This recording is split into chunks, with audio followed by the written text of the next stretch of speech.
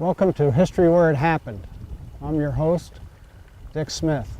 Recently, the National Center for Arts Research in SMU in Dallas, Texas, selected Bennington County as the 15th most vibrant art community in the United States for metropolitan areas under 1 million people. So it's quite an honor. History was made when this Bennington County was selected.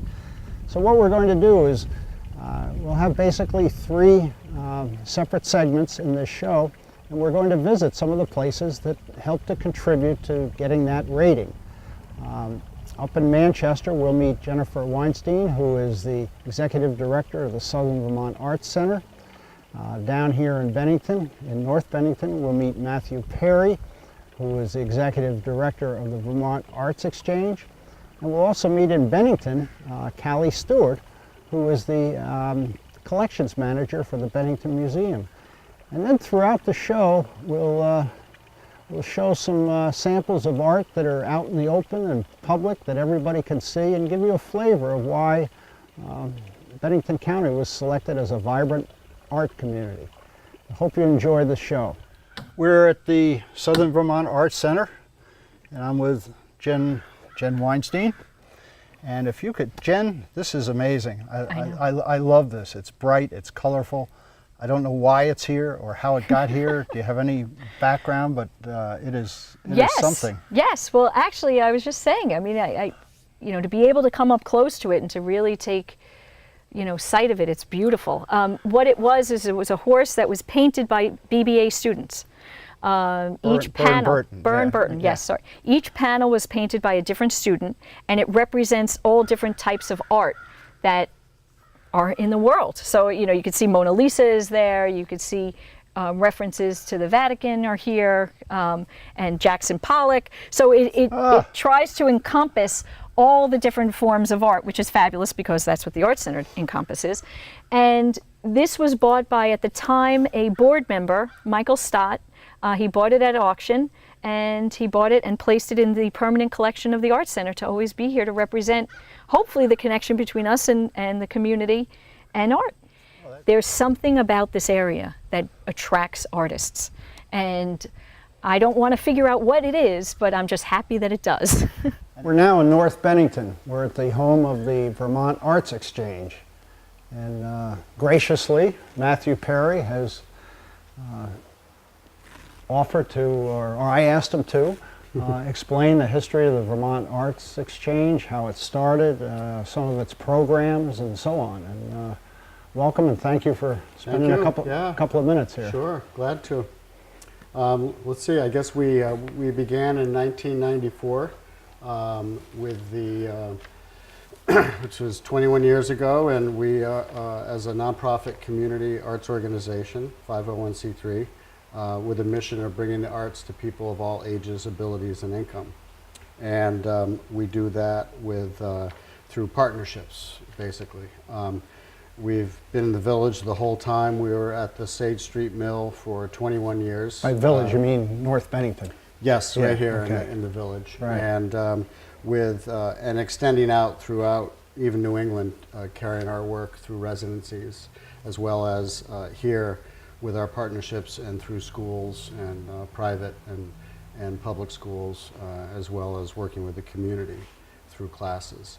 And the facility was the Sage Street Mill, and we just moved this year to this location here, just about a block away, a good country block away, 48 Main Street, right next to the post office, across from the Village Train Depot in North Bennington.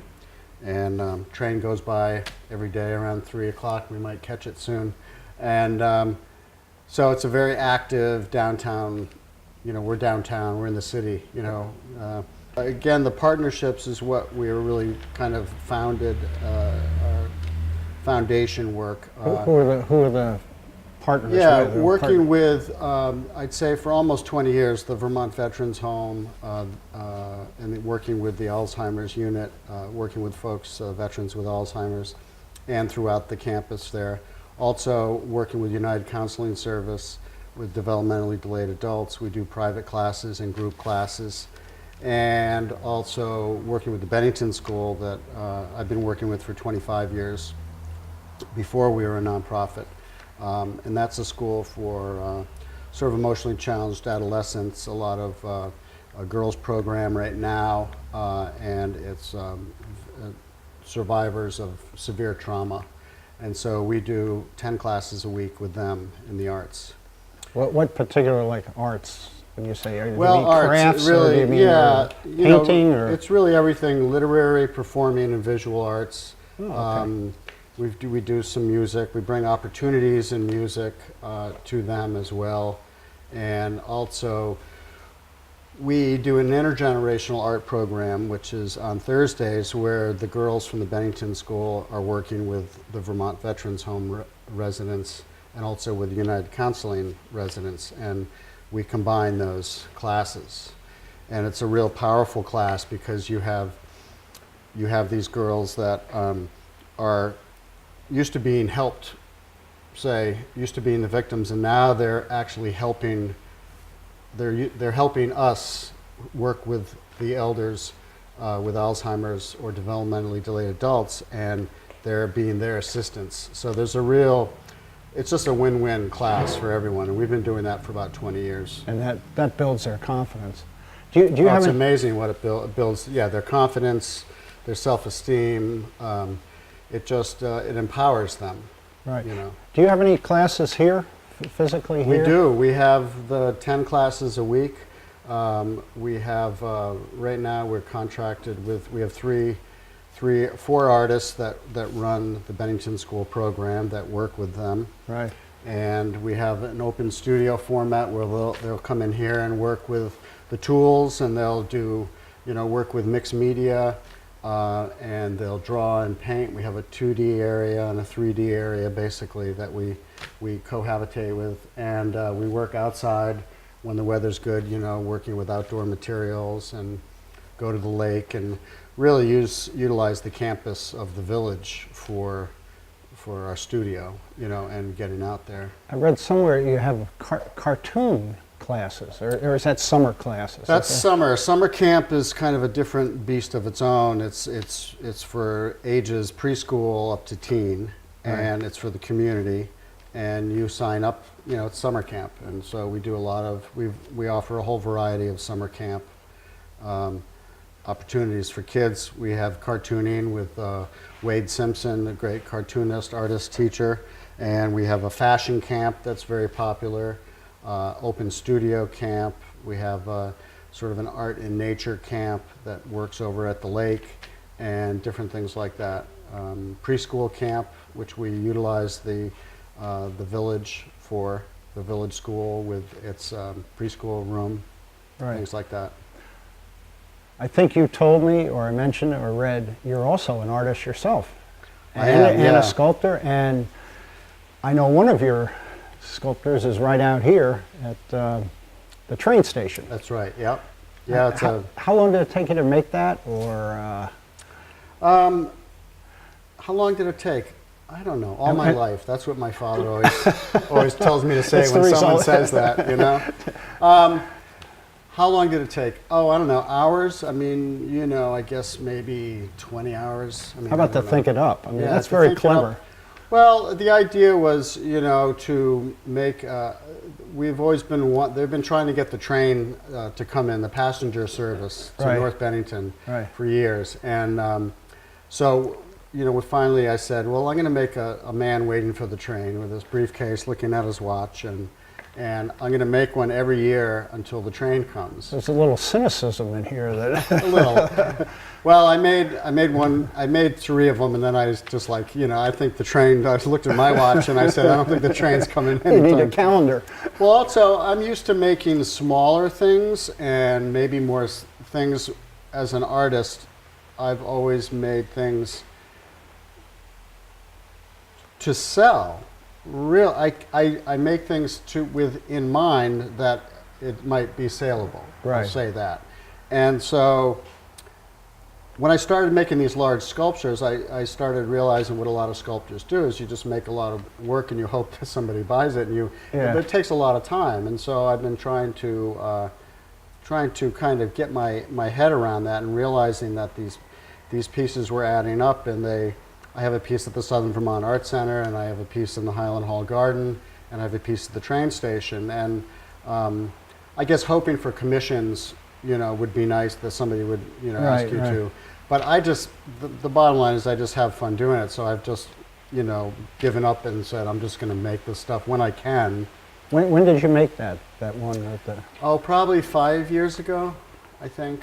And what's it made out of? Is it it's not paper mache? It's made out of sort of a laminated foam with a cement adhesive, but it looks like solid cement. It's and on some of them I've painted, put some color into them, and we use a lot of the material a lot of what I do as an artist is I'll try things out with the classes here. So I'll grab foam that we have laying around and bring it in, and particularly with the village school, we've made a whole series. That little hummingbird hanging there has it's right all made out of on foam. The door there. Yeah, you see it's very light because it's just moving, but it's a very light material. It's safe, it's non-toxic, and it's easy to work with. So it's a perfect medium for graded school children to work with. Where is Highland Hall Park? I'm not that familiar with. Is that in North Highland Bennington? Hall Garden is part of the garden that was originally part of the Park McCullough estate. So the Park McCullough house had a garden, and they had a grapery, and at one point they had 25 full-time people up there working the gardens. So is a statue that you have done up there? Yeah, it was actually it was the second piece, and it was a lady with her bag and her dog on a leash waiting for the train. Is it up there now? And now she's not waiting for the train anymore. She's now up in the garden, keeping an eye on the garden. Yeah. Okay. So she's up there, and it's kind of a bulldogish, French bulldog with an actual leash that I covered in cement, and she's holding it. So. Oh, that's great. Well, is there any chance? I know there's a lot of sculptures out here. Is there any chance we could walk out and? Absolutely, yeah. Yeah, and we can talk with Seal Petroselli, who works alongside Joe Churchiarella, who's the curator of the sculpture show. Right. And Seal's also a teacher here with the Bennington School kids, working with drawing and design every Tuesday. That's great. So, good. Thank you very much. You're welcome. Yeah. It was absolutely great. The Vermont Arts Exchange was actually specifically mentioned by the National Center for Arts Research when they ranked Bennington the 15th most vibrant arts community for communities under 1 million. Right. I have to get that all out. Right. But they specifically said the Vermont Arts Exchange. Well, good. I mean, it's nice to be part of. I think that kind of recognition comes from a whole group of people with the same vision working together to make creativity part of the culture and the fabric of the community. Right.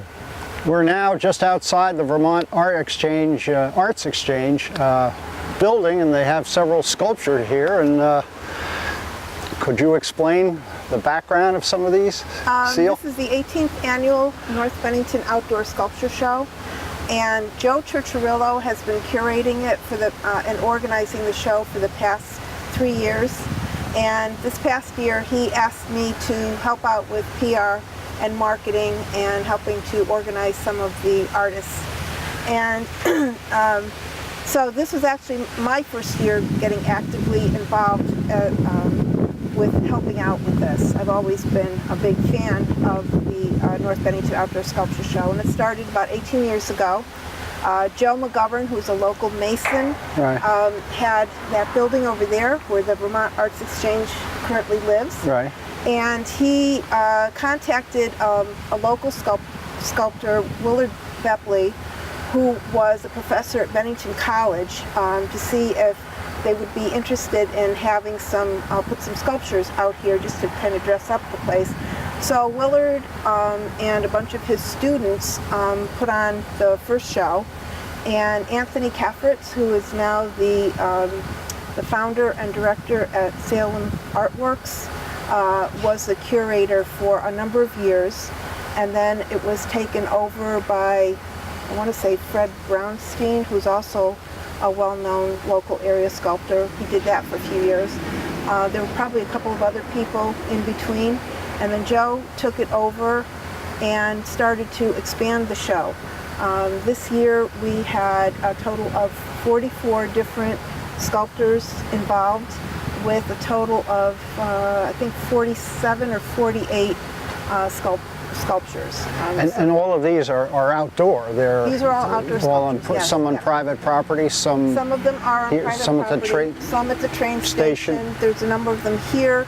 Then if we go up the street, there are some at the Wellington House, which is owned by Bennington College.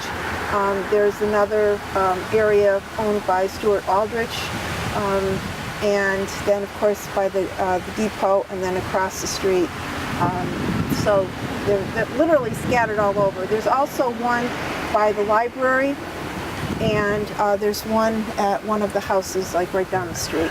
How about this one? Any That background? one is called This is clever. Shuttlecock, and that was actually designed by Chad Wilson, and he and Michelle Vera are partners, and she has a couple of other sculptures here in the show. But this has been one of the more popular ones, and it's literally a giant shuttlecock.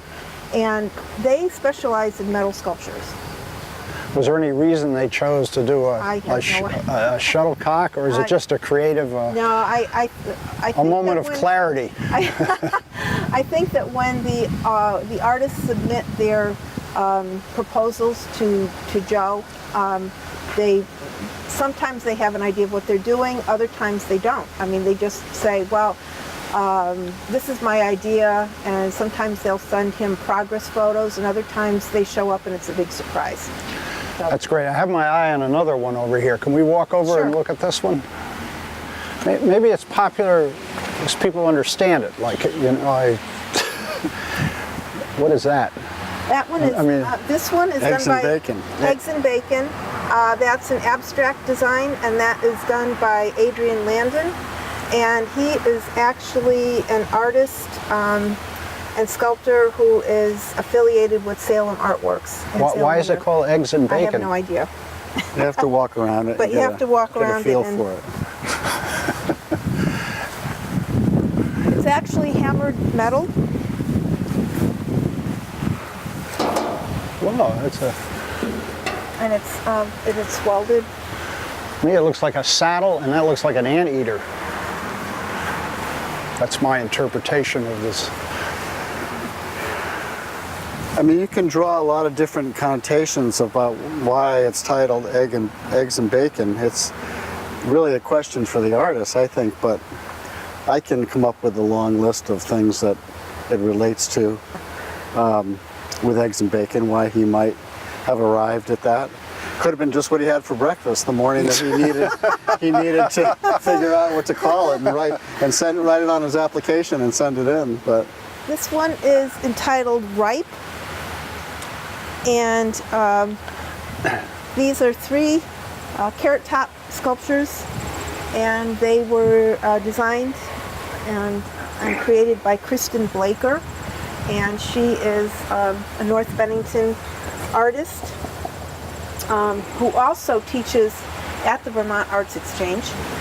well, he's like to see how he's doing, you know, come up and check on him. One year somebody took a pencil and they drew the hands on the clock on his wristwatch, which I thought was interesting. So this is solid. That's Pretty solid. He's held up pretty good. Forget the year I did it, but it's I think it was about 5 years ago.